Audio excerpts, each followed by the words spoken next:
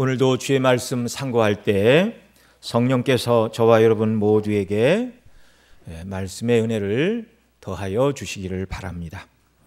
자, 오늘 본문은 여호와 하나님께서 애굽에 내리신 9번째 재앙인 흑암의 재앙의 모습과 이 재앙을 당한 바로의 반응을 보여주고 있습니다. 자녀를 낳아 길러보신 분들은 모두 경험이 다 있으시겠지만 아이가 이렇게 자라서 초등학교쯤 이렇게 가게 되면 열심히 놀이터에서 낮에 친구들과 열심히 뛰어놀고 천천히 가라 그래도 막 앞에서 뛰어가고 애들이 이러죠. 그렇게 잘 놀다가도 깜깜한 밤이 되어 잠을 잘 시간이 되면 부모 곁으로 찾아옵니다. 부모 없이 밤에 잠을 자는 것이 두렵기 때문입니다. 그래서 어느 정도 성장하여 얼마든지 혼자 떨어져 잠을 잘 만한 나이가 되어도 밤에는 꼭 수면 등을 작은 것이라도 하나 켜야 아이들이 안심하고 잠을 잡니다. 어른들도 대낮에 먹구름이 끼어 햇빛을 가리고 깜깜함이 몇 시간 계속되면 걱정스럽습니다. 날씨가 왜 이러나 이런 염려를 하게 되죠. 또 군인들도 군대를 가서 깜깜한 밤에 멀리 떨어진 이런 대공초소, 탄약고, 으슥한 곳에 근무를 쓰게 될 때 그 산속에는 그런 짐승들이 많이 있어서 부스럭거리는 소리가 밤에는 또 얼마나 크게 들리는지 몰라요. 깜짝깜짝 놀랍니다. 다 큰 어른이 총을 들고 있는데 왜 그렇죠? 보이지 않으니까. 무섭습니다. 사람은 누구나 본능적으로 이렇게 어두움을 싫어합니다. 오늘 본문 21절로 23절에 보면 애굽 땅에 어떻게 해서 흑암이 임하였으며 그 흑암이 임할 때에 애굽 사람들의 반응이 기록되고 있습니다. 우리 21절로 23절 같이 읽습니다. 여호와께서 모세에게 이르시되 하늘을 향하여 내 손을 들어서 애굽 땅 위에 흑암이 있게 하라. 곧 더듬을 만한 흑암이리라. 모세가 하늘을 향하여 손을 들매 캄캄한 흑암이 3일 동안 애굽 온 땅에 있어서 그동안은 사람이 서로 볼 수 없으며 자기 처소에서 일어나는 자가 없으되 이스라엘 자손에 거하는 곳에는 광명이 있었더라. 아멘. 자, 애굽에 내려진 재앙 중에 세 번째, 여섯 번째, 아홉 번째 재앙은 아무런 예고도 없이 바로에게 어떤 말을 전하라는 전언도 없이 모세를 통하여 하나님께서 일방적으로 내리신 재앙이라고 말씀을 드렸는데요. 예고 없이 내려지는 재앙은 바로의 악에 대한 하나님의 가중처벌의 의미를 담고 있습니다. 아무런 예고 없이 갑작스럽게 3일 동안 애굽 땅에 깜깜한 흑암이 임하게 되었습니다. 여러분 생각해 보십시오. 오늘날에도 어느 나라든지 예고 없이 3일간 전기가 끊어지는 일이 발생한다면 이는 국가의 존폐가 달린 문제입니다. 음식점과 가정의 냉장고에서 음식이 상하는 것은 가장 아랫단계의 일이고요. 모든 산업시설, 공장이 멈추게 되고 전기로 움직이는 지하철, 기차, 전력의 차단으로 모든 전산 시스템이 멈추고 통신이 끊어지고 방송이 끊어지고 이거 생각만 해도 끔찍한 일입니다. 만약에 이런 일이 있다면 현대 사회는 상상할 수가 없는 재난 중의 재난입니다. 역사가 얼마나 몇십 년 뒤로 후퇴할지 아무도 모르는 일입니다. 만일 핵발전소나 미사일과 레이더를 운용하는 군부대에 전기가 끊어진다면 이후에 발생할 모든 일들은 예측할 수 없는 재앙 중의 재앙이 될 것입니다. 애굽에 3일간 흑암이 임한 것은 제가 금방 말씀드린 것처럼 오늘날 어느 나라에 갑자기 3일간 전기가 안 들어오는 것 이상으로 혼란스럽고 큰 문제였습니다. 단순히 깜깜한 밤에도 자고 낮에 어두우면 낮에도 그냥 쉬면 되지 뭐가 그렇게 큰 문제인가? 그렇게 간단한 문제가 아닙니다. 왜냐하면 애굽이라는 나라가 태양의 나라였기 때문에 그렇습니다. 그 나라에서 태양은 가장 첫 번째 신의 자리에 있었습니다. 그들은 태양신 나를 가장 큰 신으로 숭배하였고 애굽의 왕을 바로 파라오라고 불렀는데 그 태양신의 아들이라는 뜻입니다. 태양이 비추지 않는 깜깜한 3일 동안 애굽은 사람들은 집에서 손으로 더듬어 이동할 만한 더듬을 만한 어둠이고 사람이 서로 볼 수 없었다라고 이렇게 말씀하고 있습니다. 자기 처소에서 일어난 자가 없었다는 말은 그들이 곧 죽은 자와 같았다는 말입니다. 자기들의 침대와 침실에서 움직일 수가 없어서 집안에 아무 사람도 움직이는 자가 없는 무덤과 같이 되었다는 말입니다. 이것은 바로 왕과 그 백성들에게 너무너무 심각한 문제였습니다. 이 흑암의 재앙이 애굽에 정말 심각한 이유, 말씀드린 대로 태양신 라의 무력함을 드러내는 사건이었고요. 또 태양신의 아들로 불리워진 바로의 모든 권세와 위세가 근본으로부터 흔들리는 일이었습니다. 어떻게 태양신의 나라, 그 신의 아들이라고 자처하는 바로가 통치하는 애굽에서 태양이 빛을 잃어버릴 수 있다는 말인가? 애굽의 모든 신들과 왕의 권위와 또 애굽의 모든 체계가 다 무너지고 파괴되는 이런 모습이죠. 애굽의 개국 이래, 아니 애굽뿐만 아니라 다른 어른 나라를 막론하고 이런 일은 3일간 흑암이 임한 이런 일들은 전무후무한 그런 일들이었습니다. 우리가 계속해서 살펴보지만 이런 재앙들을 통하여 하나님은 그들이 의지하고 섬기던 신들이 거짓이다, 죽은 신이다, 그런 신을 의지하여 바로가 끝까지 하나님을 거절하면 더 큰 재앙을 당하게 되고 바로도 죽게 된다는 것을 보여주시고 있는 사건입니다. 자, 이 일을 하나님께서 지금 어떻게 이루고 계시죠? 22절 말씀 우리가 읽은 대로 모세가 하늘을 향하여 손을 들매 깜깜한 흑암이 3일 동안 애굽 온 땅에 있어서 이렇게 말하고 있습니다. 하나님께서 이 일을 지금 모세를 통하여 행하고 계십니다. 첫 번째 이적인 하수가 피로 변하는 이적 재앙을 베푸시기 전에 하나님께서 모세와 함께 하시는 표적을 주셨죠. 그게 지팡이를 던지면 뱀이 되고 다시 꼬리를 잡으면 지팡이가 되는 이 표적. 그 뱀은 사단의 상징이요 사단의 종로로 타는 바로의 상징이라고 말씀을 드렸습니다. 바로를 상징하는 그 뱀을 모세가 잡으면 그 뱀이 지팡이가 된다는 이 사실을 통하여 바로는 모세의 손안에 있다, 절대로 모세를 이길 수 없다는 걸 하나님께서 보여주셨습니다. 뿐만 아니라 모세의 지팡이가 애굽 술사들의 뱀을 삼킴을 통하여 결국 모세와 바로의 싸움, 그 이면에 있는 하나님과 사단의 영적 싸움에서 사단과 바로가 패하고 하나님께서 모세를 통하여 완전한 승리를 주실 것임을 드러내는 사건이다라고 말씀을 드렸는데요. 이 9번째 재앙에 이르러 애굽이 의지하는 태양신을 치심으로 말미암아 태양신이 가짜일 뿐만 아니라 결국 바로도 그 모든 애굽의 우상들도 모세 앞에 굴복하게 된다는 것을 보여주고 있습니다. 바로 왕이 무서워 40년간 미디안 광야에 도망가 있던 모세였지만 하나님께서 이 모세를 붙들고 쓰실 때 세상의 어떤 우상도 세상의 강력한 왕도 하나님이 함께 하시는 이 종을 당해낼 수가 없었습니다. 하나님은 그러나 그 백성들과는 함께 하십니다. 23절 하반절에 있는 것처럼 이스라엘 자손이 거하는 곳에는 광명이 있었더라.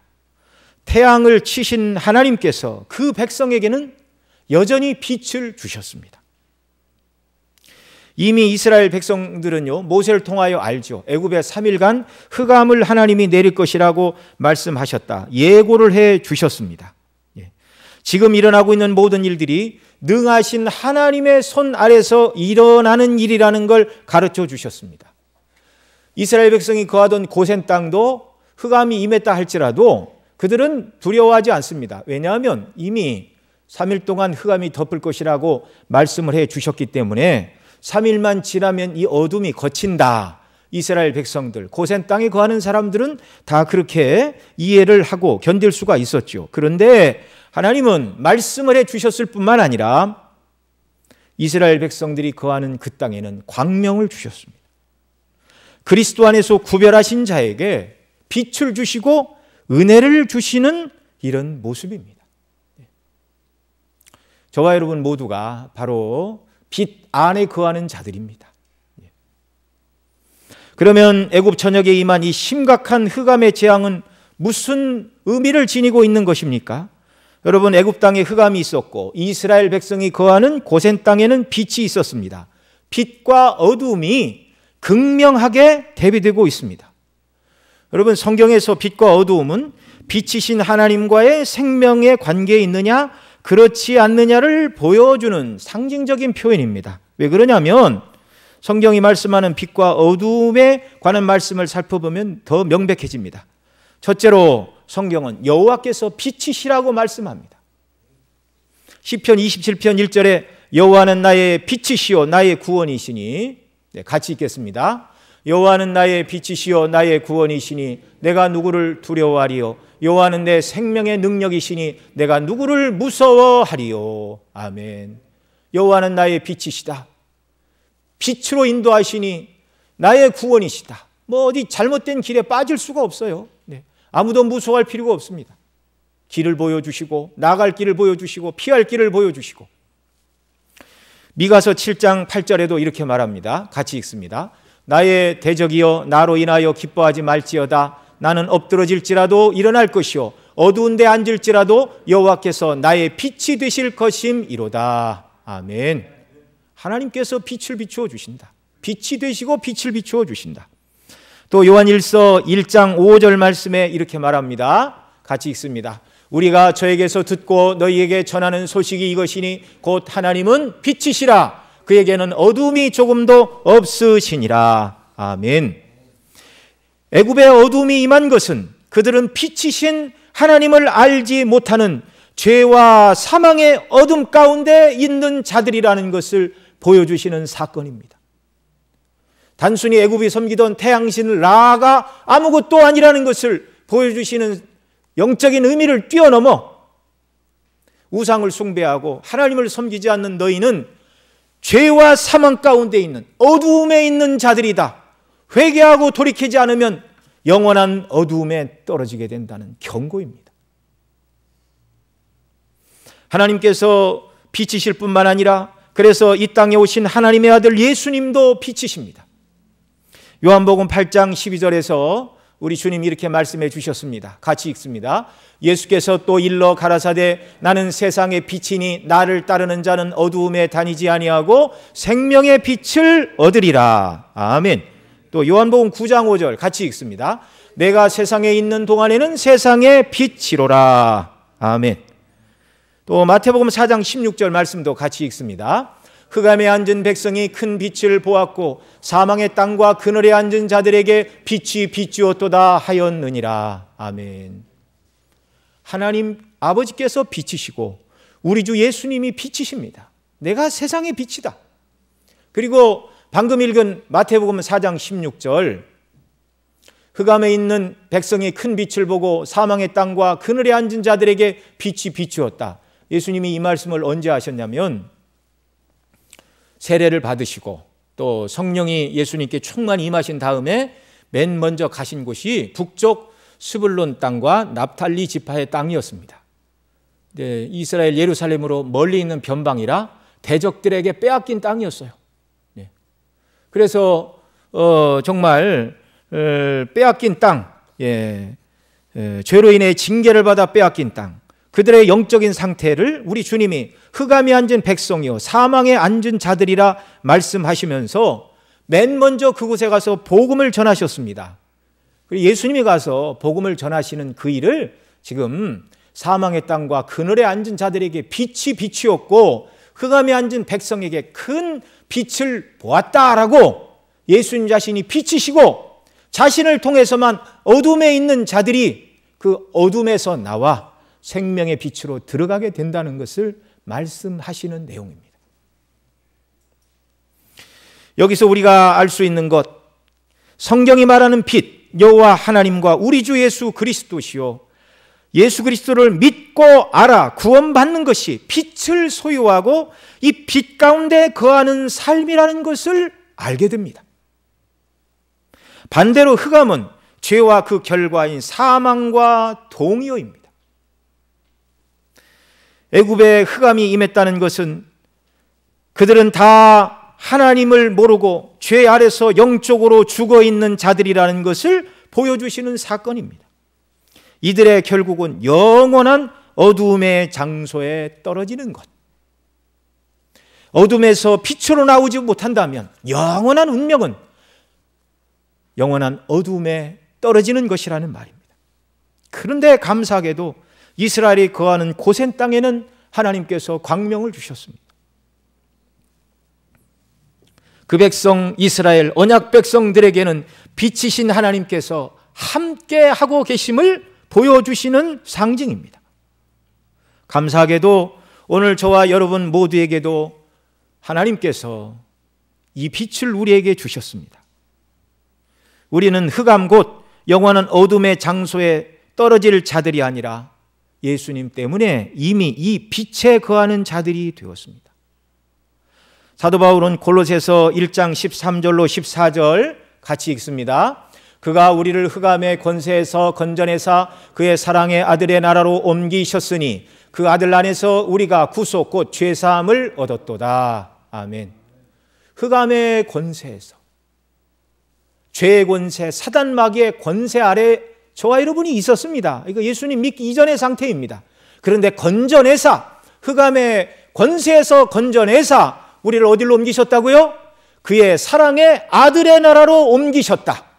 그것이 무엇인가 14절에 설명하죠. 그 아들 안에서 우리가 구속 곧 죄사함을 받았도다. 예수님 믿고 죄사함 받은 자들은 어둠의 권세에서, 흑암의 권세에서 사랑의 아들의 나라로 옮긴 자들이라는 말입니다.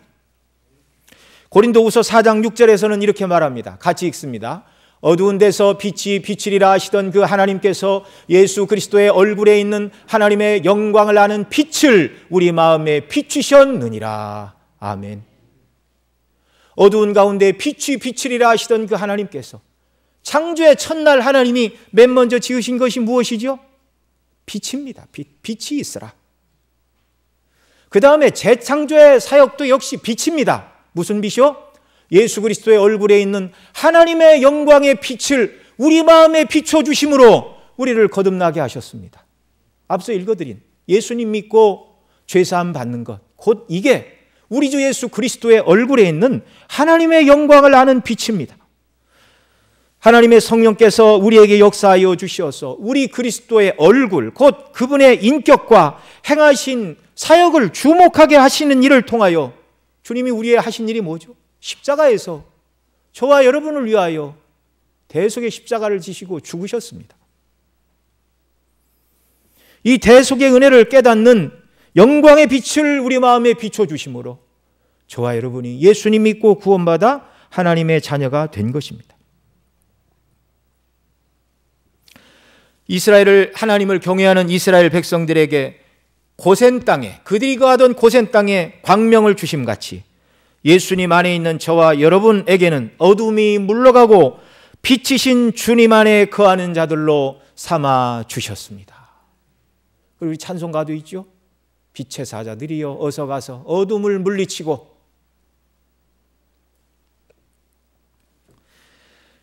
정말 우리는 빛을 소유한 사람들입니다.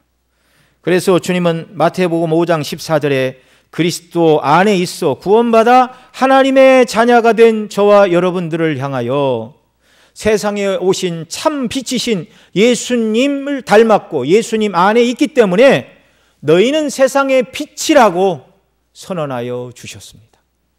너희는 세상의 빛이다.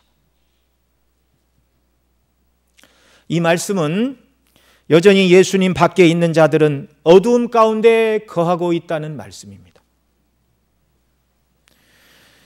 주님 다시 재림하시는 날, 여러분 지금 빛에 거하는 자들은 영원히 빛나는 천국에 들어가게 될 것이고, 지금 어두움 가운데 있어 어두움에서 빛으로 나오지 못하는 자들은 영원한 어두움에 떨어지게 된다는 사실을 성경은 경고하고 있습니다. 마태복음 8장 11절로 12절에 예수님은 백부장의 믿음을 칭찬하시면서 이렇게 말씀해 주셨습니다. 마태복음 8장 11절 12절 제가 읽어드립니다. 또 너희에게 이르노니 동서로부터 많은 사람이 이르러 아브라함과 이삭과 야곱과 함께 천국에 앉으려니와 나라에 본 자손들은 바깥 어두운 데 쫓겨나 거기서 울며 이를 갈미 있으리라. 여기 예수님이 지옥을 바깥 어두운 데 쫓겨나 울며 이를 가는 곳이다, 이렇게 다른 말로 표현해 주고 계시는데요. 왜 바깥인가? 하나님과 멀리 떨어진 천국의 밖이라는 말입니다. 바깥 어두운데, 천국, 하나님 계신 천국에서 쫓겨났어요. 그래서 바깥이고, 왜 어두운 곳인가? 빛이신 하나님과 예수님과 단절된 곳이기 때문에 거기가 어두운 곳입니다. 그 바깥 어두운 곳에서 슬피 울며 이를 갈미 있으리라.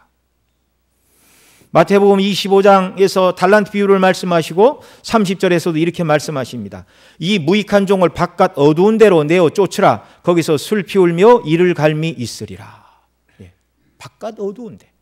여러 번 말씀을 하십니다. 유다서 13절에도 멸망에 떨어질 자들에 대하여 영원히 예비된 캄캄한 흑암에 돌아갈 유리하는 별들이다, 그렇게 말씀합니다.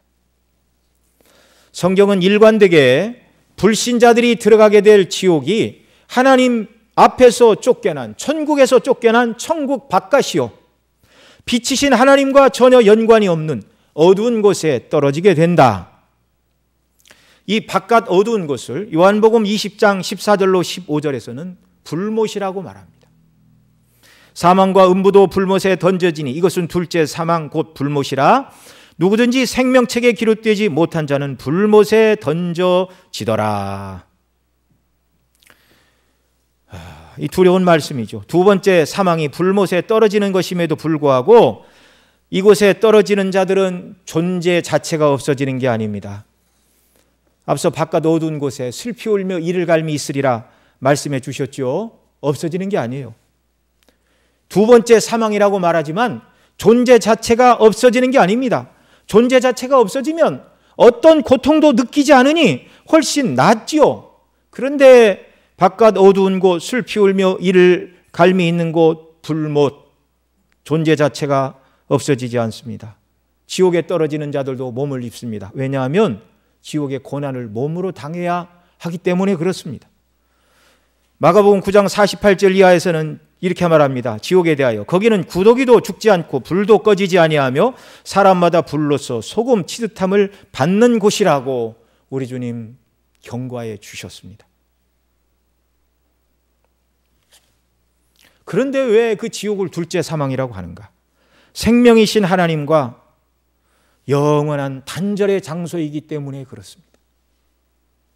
기회가 없는 곳입니다. 지옥에 있는 자들은 차라리 자신들의 존재 자체가 없어지기를 바라게 될 것이지만 영원한 어두움의 장소에서 고통은 계속되는 것이죠. 하나님께서 저와 여러분을 바로 그런 영원한 저주의 자리에서, 재앙의 자리에서 건져내시고 구원해 주셨음을 믿으시기 바랍니다. 그리고 기뻐하시기 바랍니다. 우리 주님 다시 오시는 날 빛 대신 그리스도 안에 있는 저와 여러분은 이와 정반대의 모습이라고 성경은 말씀합니다. 예수님 믿고 구원받은 저와 여러분은 새 하늘과 새 땅, 곧 천국에 들어갈 것인데 그 천국은 빛이신 하나님과 예수님이 계신 빛의 나라입니다. 빛이 의미하는 의로움, 생명, 거룩함의 나라입니다. 요한계시록 21장 23절에서는 이렇게 말합니다. 같이 읽습니다. 그 성은 해나 달의 비침이 쓸데없으니 이는 하나님의 영광이 비치고 어린 양이 그의 등이 되심이라. 아멘. 계시록 22장 5절 말씀도 같이 읽습니다. 다시 밤이 없겠고 등불과 햇빛이 쓸데없으니 이는 주 하나님이 저희에게 비치심이라. 저희가 세세토록 왕노릇하리로다. 아멘. 우리가 들어갈 천국에서는 햇빛도 없고 등빛도 필요 없다. 왜냐? 하나님의 영광이 우리를 비치고 어린 양이 그 등불이 되시어 그 영광의 충만함으로 우리에게 비추어 주시는 그 나라가 천국이고 그 나라가 우리의 영원한 거처가 될 것이라고 말씀하고 계십니다. 이런 놀라운 은혜를 저와 여러분이 그리스도 안에서 값없이 받았습니다. 은혜로 받았습니다. 기뻐하며 즐거워하며 살아야 되죠. 그 영광의 빛의 나라의 백성으로 삼아주셨고 그 나라에 들어갈 것을 우리가 소망하면서, 그러면 그 나라에 들어가기까지 우리가 어떻게 살아야 하겠느냐는 것입니다. 빛이신 생명의 주님과 영적으로 연합되어 있고 성령의 인도하심을 받는 저와 여러분은 앞서 살펴본 대로 장차 바깥 어두운 곳, 지옥 형벌 불못에 떨어질 자들이 아니라 새하늘과 새 땅, 하나님과 어린 양이 등불이 되시고 생명의 빛을 우리에게 비추어 주시는 천국에 들어갈 자들인데, 그런 산소망을 가진 저와 여러분이 이 땅에서 어떻게 살아야 하겠느냐는 말입니다. 주님은 저와 여러분을 향하여 너희는 세상의 빛이라고 말씀해 주셨습니다. 저와 여러분 육체의 남은 때를 하나님의 뜻을 따라 세상에서, 어두운 세상에서 하나님의 생명을 비추는 빛으로 살아가는 역사가 넘쳐나시기를 바랍니다.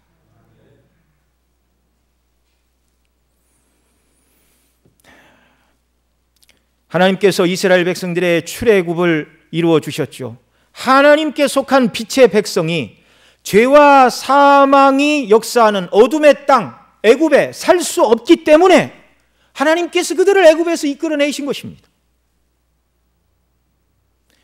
애굽은 어둠의 땅입니다.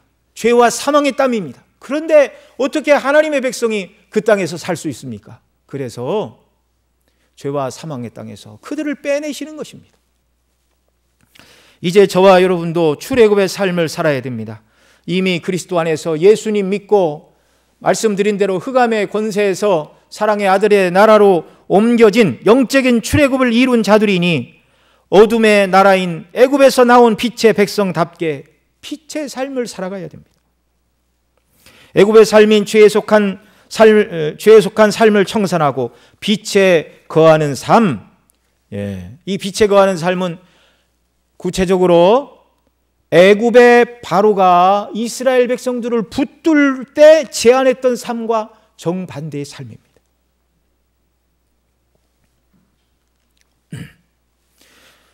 여러분, 출애굽은 단순히 애굽에서만 나오는 것이 목적이 아니라 애굽을 나와야 하는 이유는 하나님을 바르게 섬기고 제사하고 예배하기 위해서 출애굽이 필요했습니다. 저와 여러분을 예수님 안에서 구원해 주신 것은 단순히 지옥만 가지 말라고 구원해 주신 것이 아니라 하나님의 자녀답게 하나님의 영광을 위하여 사는 빛을 드러내는 자들이 되라고 구원해 주셨다는 말입니다. 여러분, 그런데 바로는 하나님의 백성들, 빛의 백성들을 억압하며 녹아주려고 하지 않았습니다. 맨 처음에 뭐라고 그랬죠? 파리 재앙을 당한 다음에 너희는 가서 이 땅에서 하나님께 희생을 드리라, 그렇게 말했습니다. 바로가 말하는 이 땅은 애굽이었습니다. 애굽은 우상 숭배와 온갖 악이 넘쳐나는 죄악된 세상의 상징입니다. 예수님 말씀하셨어요. 너희가 세상에 속하였다면 세상이 자기 것을 사랑할 터이나 너희는 세상에 속한 자가 아니요 도리어 세상에서 나의 택함을 입은 자인고로 세상이 너희를 미워하느니라. 우리가 세상에서 미움을 받는 것은 세상 사람들과 다르기 때문이라는 말이죠. 그런데도 사단은 성도들이 세상과 구별된 삶을 살지 못하게 오늘날도 우리를 움켜잡으려 하고 미혹하는 것입니다. 할 수만 있으면 빛인 교회, 그 다음에 어둠인 세상과 사단은 할 수만 있으면 섞어 놓으려고 합니다. 교회가 세상을 닮으면 세속화되었다, 그렇게 말하는 것이죠. 우리의 신앙은 애굽 곧 세상과 달라야 됩니다. 세상의 가치관과 삶의 방식과 다른 하나님이 명하신 대로 세상과 구별되어 거룩함으로 하나님을 섬겨야 됩니다. 이걸 기억하십시오. 이게 세상의 빛으로 부르신 주님의 뜻 가운데 가는 첫 번째 원리입니다. 세상과 구별된 사람이다. 두 번째로 바로는 또 어떻게 하나님을 섬기라고 했습니까? 8장 28절에 보면 너희가 너희 하나님 여호와께 광야에서 희생을 드릴 것이나 너무 멀리 가지 마라. 이곳에서 살아라. 이곳에 같이 우리와 섞여 살아라. 그렇게 말하다가 재앙을 받으니까 광야로 가기는 가되 너무 멀리 가지 말라. 그렇게 말합니다. 애굽에서 너무 멀리 가지 말라는 말은 사단이 사용하는 가장 성공적인 방식이죠. 하나님을 섬기고 예배 드리되 너무 열성적으로 믿지 말라는 것입니다. 어느 가정이든지 처음 예수님 믿는 사람이 열심을 내면 나머지 가족들이 하는 말이 있죠. 믿는 것은 좋은데 너무 빠지지 마라. 적당히 해야지. 그렇게 신앙생활은 일상적인 삶을 다 하고 여가 시간에 하는 것이지 신앙생활이 삶의 목표가 아니다. 그건 하나님이 누군가를 모르니까 그렇게 되는 것이죠. 예수님 믿고 섬기는 이것은 우리의 주 업무입니다. 직장 생활을 하지 말고 사업을 하지 말라는 얘기가 아니라 그 모든 일을 행하되 하나님을 경외함으로 하나님의 영광을 위하여 그 일을 행할 때 모든 일을 하나님께서 더 복되게 하시는 줄로 믿으시기 바랍니다. 세 번째로 바로는 또 뭐라고 그랬습니까? 메뚜기 재앙을 당한 이후에 너희는 가서 하나님을 섬기라 하면서 누가 가겠느냐 그러자 남녀노소 우양 모두를 다 데리고 가겠다 그렇게 말하니까 바로는 어린아이는 보낼 수 없다. 너희 남정만 가서 여호와를 섬겨라 그렇게 말합니다. 믿으려면 너희들끼리만 믿지 왜 자식들에게 신앙을 강요하느냐 그 말이죠. 여러분, 한국 기독교가 정말 1980년대 후반까지만 해도 성장 일변도였습니다. 선교 100년밖에 안 되었는데 20% 이상이 그리스도인이었습니다. 참으로 놀라운 일이죠. 그런데 그 이후에 계속 지금 교회가 마이너스 성장을 하고 있고요. 현재 정확한 통계인지는 모르지만 그리스도인이 1000만이다 그렇게 얘기를 하고 어떤 사람들은 10년 내에 500만으로 반토막 난다. 또 어떤 분은 5년 내로 500만 이하로 떨어진다. 그러더니 어떤 분은 이 코로나 사태를 극복 못하면 이 코로나로 인하여 한국교회가 500만으로 줄어들 수 있다. 그렇게 경고들을 합니다. 그러면서 국가와 사회에 아무런 영향력을 행사하지 못하는 소수 집단, 마이너티로 전락할 염려가 있다. 그런 얘기들을 합니다. 여러분, 교회 말을 세상 사람 누가 귀담아 듣나요? 마이너티든 뭐든 이게 중요한 게 아닙니다. 그리스도인이라고 어디에서 월급 더 주고 취직 잘 되고 그런 거 아니잖아요. 문제는 무엇입니까? 한국 교회 주일 학생의 숫자가 적어들고 있다는 것입니다. 중요한 것은 우리 가정의 아이들이, 우리 가정의 자녀 손들이 부모 세대와 함께 믿음으로 견고히 서야 한다는 것입니다. 우리 모든 성도님들의 가정의 자녀 손주들 모두가 정말 이 믿음이 올바로 계승되어 우리 사랑하시는 성도님들의 자자손손 모두가 우리 주님 오실 때까지 예수님을 믿는 믿음으로 견고히 서는 이런 놀라운 복의 복을 하나님께서 다 허락해 주시기를 바랍니다.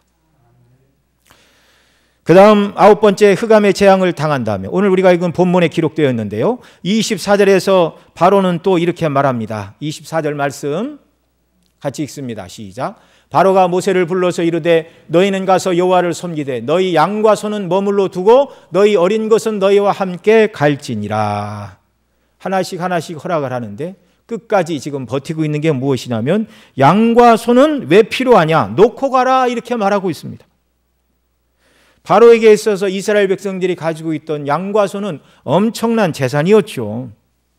이 말에 모세는 무엇이라고 대답합니까? 25절 26절 말씀 같이 읽습니다. 모세가 가로되 왕이라도 우리 하나님 여호와께 드릴 희생과 번제물을 우리에게 주어야 하겠고 우리의 생축도 우리와 함께 가고 한 마리도 남길 수 없으니 이는 우리가 그 중에서 취하여 우리 하나님 여호와를 섬길 것임이며 또 우리가 거기 이르기까지는 어떤 것으로 여호와를 섬길는지 알지 못함이니이다 하나. 아멘. 모세는 분명히 말합니다. 하나님께 희생과 번제물을 드리기 위해서 우리에게 우양이 필요합니다. 우리가 거기 이르기까지 어떤 것으로 여호와를 섬길지 우리는 알지 못합니다. 한 마리도 남길 수 없다. 하나님께서 모든 제물을 다 바치라고 하셨다는 말이 아니라 하나님께서 우리에게 주신 것이니 다 데리고 다 가지고 나갈 것이다. 그 중에서 하나님께서 원하시는 것, 명하시는 것, 우리에게 말씀하시는 그것으로 우리가 하나님을 섬길 것이기에 다 가지고 나갈 것이다. 이렇게 말하고 있습니다.